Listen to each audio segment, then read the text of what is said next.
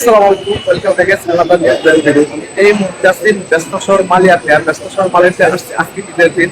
প্রবাসী ভাই বোনেরা সবাই আসলে ঈদ উদযাপন করছে। তাই ভাবলাম যে আসলে প্রবাসী ভাই বোনদের উদযাপনটা আপনাদের মাঝে শেয়ার করি। আর এখন আমি যাব মালিয়া সাগর পাড়ে। আর সাগর পাড়ে আমার প্রবাসী ভাই বোনদের আসলে ঈদ উদযাপন যেটা সেটা আপনাদের মাঝে শেয়ার করবো। সেই পর্যন্ত ভিডিওর সাথে থাকবেন। চ্যানেল নতুন হলে অবশ্যই সাবস্ক্রাইব করে পাশে থাকবেন। আর যারা অলরেডি সাবস্ক্রাইব করেছেন অসংখ্য ধন্যবাদ। প্রবাসীদের জন্য কিন্তু ঈদের দিনটা হলো একটা ডিপ্রেশন। আর কোনো দিন দেশের জন্য টেনশন না হলেও এই ঈদের দিনে কিন্তু প্রচন্ড পরিমাণে টেনশন হয় দেশের জন্য, প্রিয় মানুষের জন্য। আর এই টেনশন আর ডিপ্রেশনে না থেকে রুম থেকে বের হয়ে একটু ঘোরাঘুরি করাই আমার মনে হয় সবচেয়ে বেটার।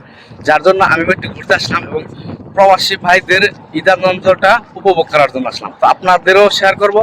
সাগর পাড়ে চলে আসছে দেখেন, জাস্ট এই রুটটা পাড়ি দিলে হচ্ছে সাগর পাড়।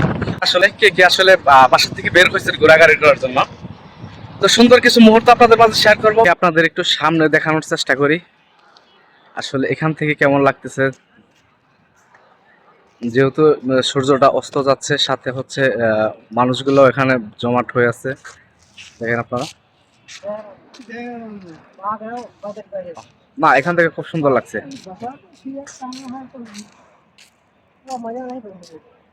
এখানে দেখেন,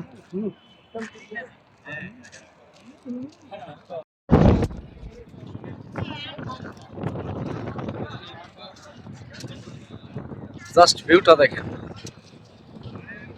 এই সন্ধ্যাবেলা সাগরের তীরে অসাধারণ একটা ভিউ,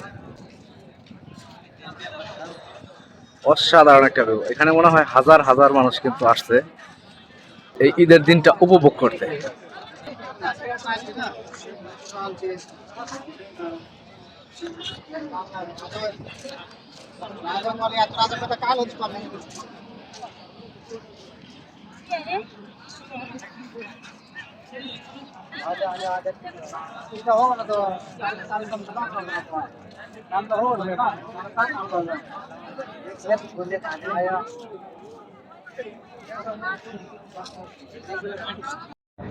দেখি এখানে যাওয়ার একটু ট্রাই করি, যেহেতু শেওলাও জমে আছে।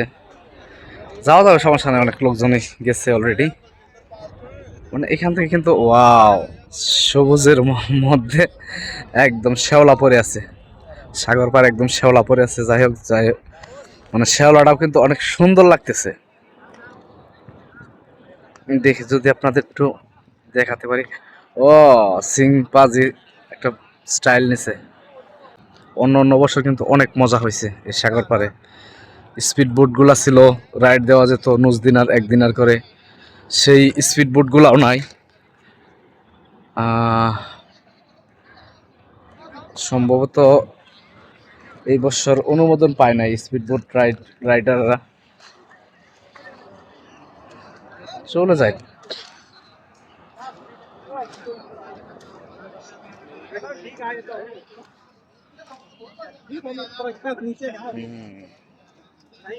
খালি পায়ে ঘুরতে পারলে মনে হয় মজা লাগতো। দেখি উপরে উঠে যায়।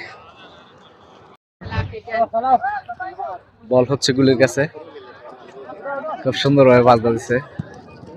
এই যে ও অসাধারণ পাস।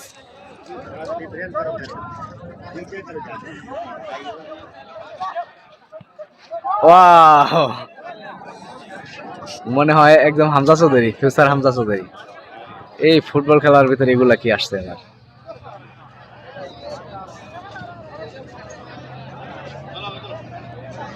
সমুদ্র সৈকতের পাশে যদি হয় ফুটবল খেলা, সেটা যদি উপভোগ না করি তাহলে কেমন হবে। মানে এগুলো হচ্ছে বাংলাদেশের ভাই ব্রাদার, সবাই আসলে ফুটবল নিয়ে মেতে আছে। সুন্দর করে পাস, সুন্দর করে বল নিয়ে সামনে আগাইতেছে। সুন্দরভাবে দিয়ে দিছে বল পাস করে।